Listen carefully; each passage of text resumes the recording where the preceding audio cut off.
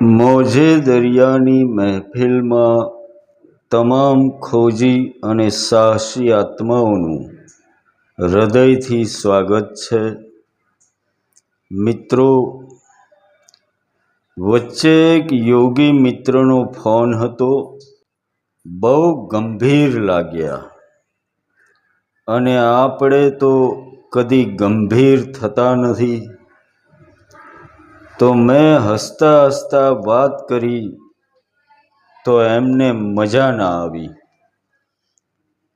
મને કહે, આ હસવાનો વિષય નથી, પણ ભાઈ, મારા માટે પરમાત્મા કોઈ ગંભીર કે સ્મશાન જેવી શાંતિનો વિષય કદી રહ્યો નથી. જૈન સદ્ગુરુઓનું એક કથન છે, હસીબા ખેલીબા કરીબા ધ્યાનમ.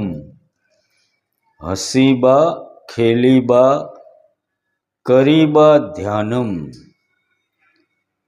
જગતમાં ગંભીરતા છે તો એના વિષયમાં પણ ક્યાં ગંભીરતા લાવવી? મીરા અને નરસિંહ જેવા લોકો જો ગંભીર થયા હોત તો ભર બજારે નાચી શક્યા ના હોત. ભારેખમ અને ભપકાદાર ગુરુઓ લોકોને ક્યાં ભાવ આપે છે? આશ્રમના ગુરુઓનું તમે જુઓ, એક પેઢીના માલિક હોય એવું વર્તન હોય છે. ખોજી માણસ એટલે સીધો સાદો અને સરળ હોય. હસતો ખેલતો હોય તો જ મજા આવે. અને મારી અંદરવાળાની એવી મોજ હોય તો એમાં આપણે કાંઈ કરી શકીએ નહીં. મારે એમાં કશું બદલી નાખવું નથી. તમને એણે જેવા બનાવ્યા એવા જ રહો. એમાં અને પૂરા જગતમાં કશું બદલી નાખવાની કોશિશ ના કરો. બીજાઓની નકલ ના કરો. તમને એણે કંઈક ઉદ્દેશ્યથી એવા બનાવ્યા છે. જ્યારે આપણે એના અસ્તિત્વમાં કંઈક સુધારો કરી નાખવાની ઈચ્છા રાખીએ છીએ અને એના લીધે જ દુઃખી કે સુખી થઈએ છીએ. લાઓ ત્સેના જીવનમાં એક પ્રસંગ છે કે જ્યારે એને કન્ફ્યુશિયસ મળવા આવ્યા ત્યારે એમણે કહ્યું હતું કે તમારી જેવા સમાજ સુધારકોએ જ અસ્તિત્વને બગાડ્યું છે. તમારે જેમ છે એમ એનો સ્વીકાર કેમ નથી?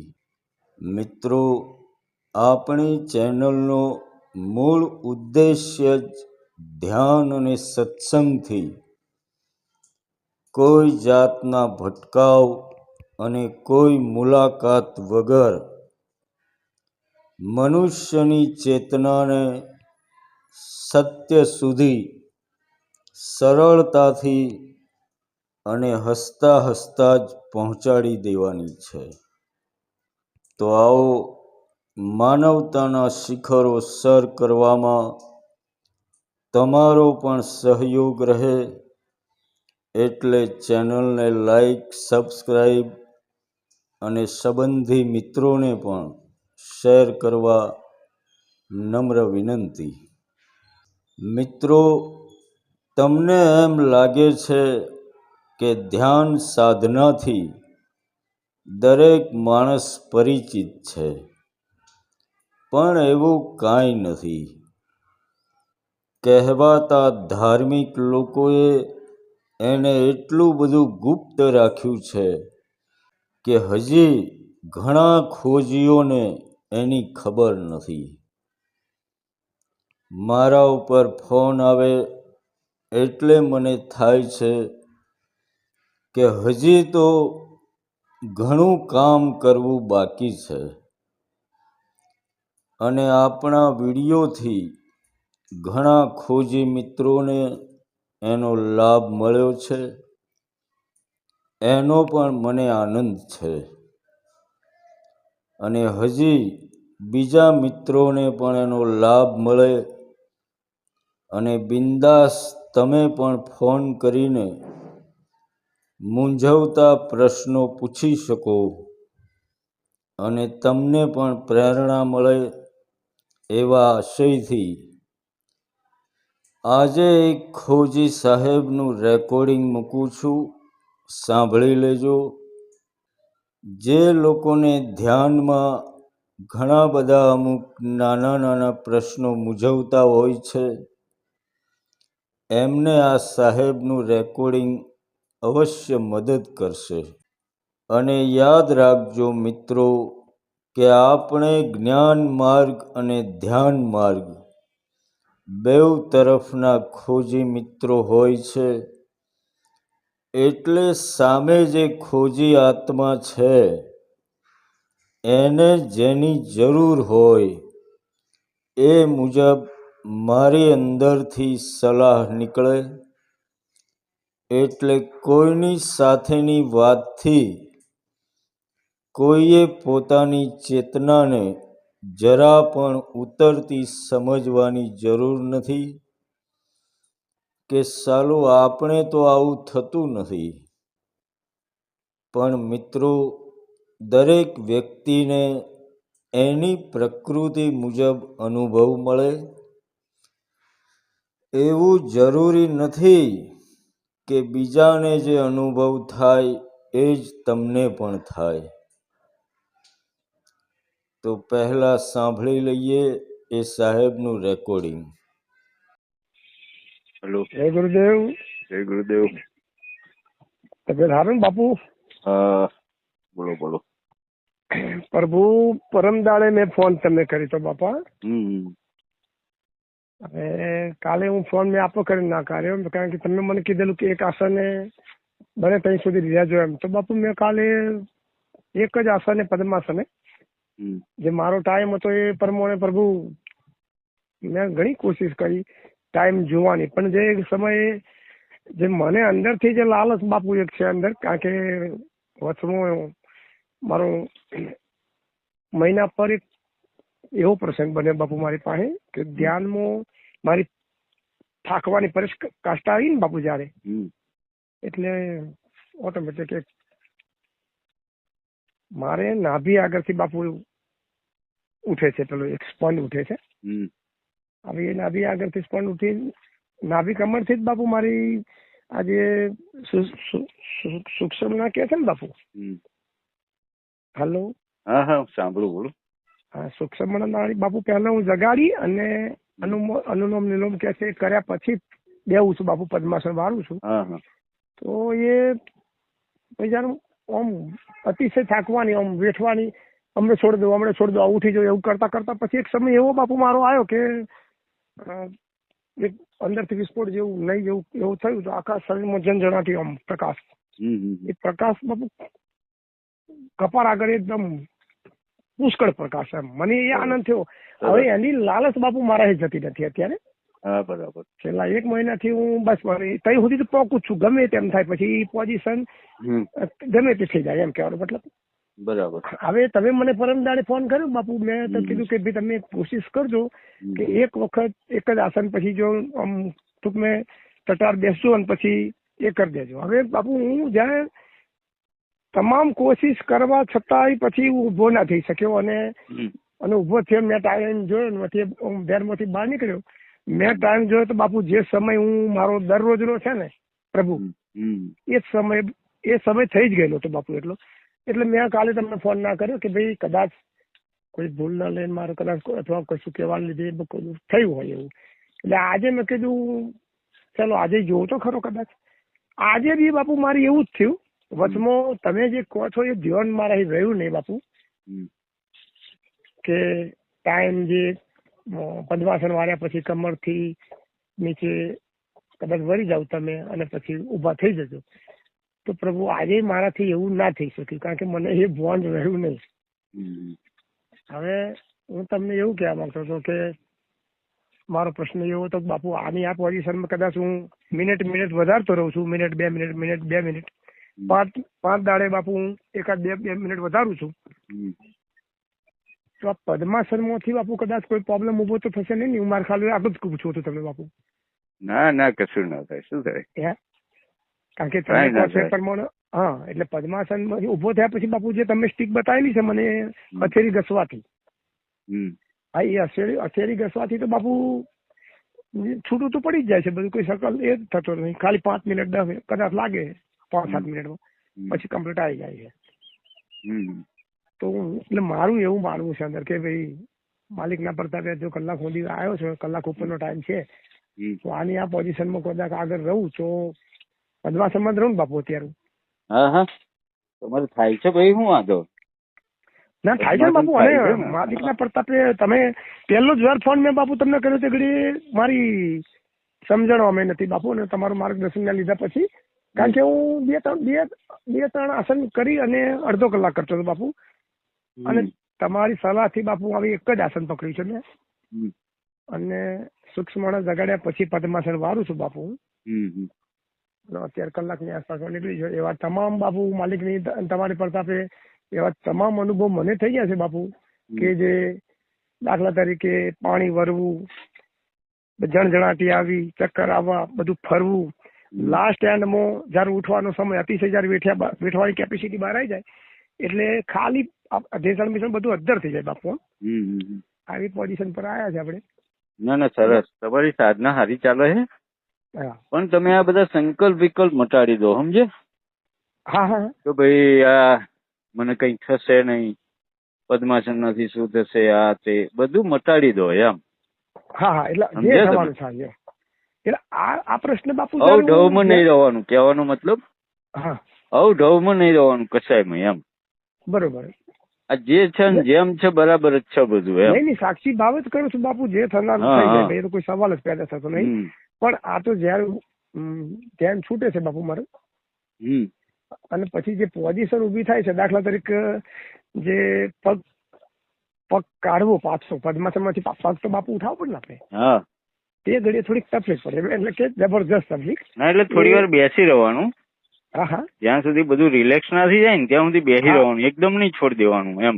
ના તમારી હું હથેળીઓ ઘસ્યા પછી બાપુ 5 મિનિટ તો લઉં જ છું, પણ તે છતાં એમ એવી એકાદ ક્ષણ એવી આવી જ જાય છે જે 5-7 મિનિટ માટે તો 5-7 સેકન્ડ માટે તો આમ કેવું જબરજસ્ત ઝડકો જ વાગી જાય, પગ નીચે વ્યવસ્થિત કરું છું એટલે આ એક શંકા અંદર ઉપજે છે, અમુક સમય ઉપજી હતી, એટલા માટે તમને ફોન કરીને બાપુ આરામ કરી દે, માફ કરજો. ના કઈ શંકા કુશંકા રાખવાની નહીં, બરાબર? કશું રાખવાનું નહીં, પગ તૂટવા તૂટી જાય, સમજે? હા એ તો સવાલ થઈ જાય. હા, તમારે પરમ સુધી જવા માટે પછી આપણે પોતે પરમ બનવું જોઈએ, સમજે? સાચી વાત બાપુ તમારી દયા એટલી બાપુની, તમારો તમે સલાહ હાલો છો મને બાપુ. અમે એવું છે કોઈ એક સામાન્ય ખેડૂત છે પ્રભુ, અને મારું અત્યારે હું આ તમને ફોન માં આવ્યો છે, તમને અત્યારે આરામ કરું છું તમારી ચાલુ નોકરી પર, પણ બાપુ હું કેવું આજે તો રજા છે, મારે રવિવાર ઘેર છું. એવું છે?